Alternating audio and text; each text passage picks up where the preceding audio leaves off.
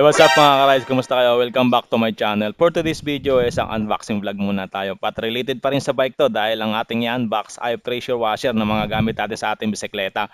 Panglinis ng ating bisikleta kapag inabot tayo at napadaan tayo sa matinding labanan.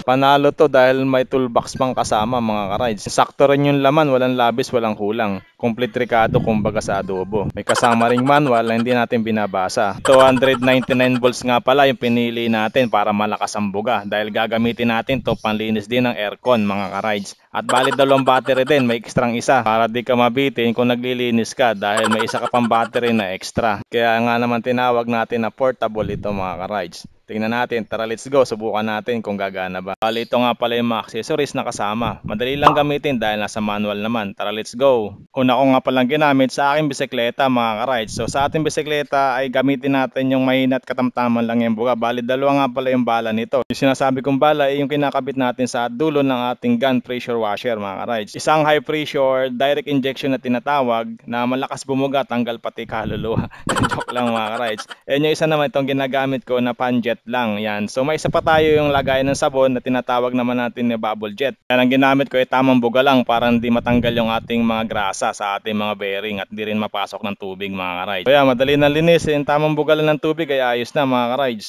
Ayan, condition na naman yung bike natin, ready na sa long ride. Tara let's go mga ka-rides. Ayan ang ginamit ko nga pala sa gulong is yung malakas bumuga. Tanggal lahat ng nakadikit na dumi, pati semento ay kayang butasin.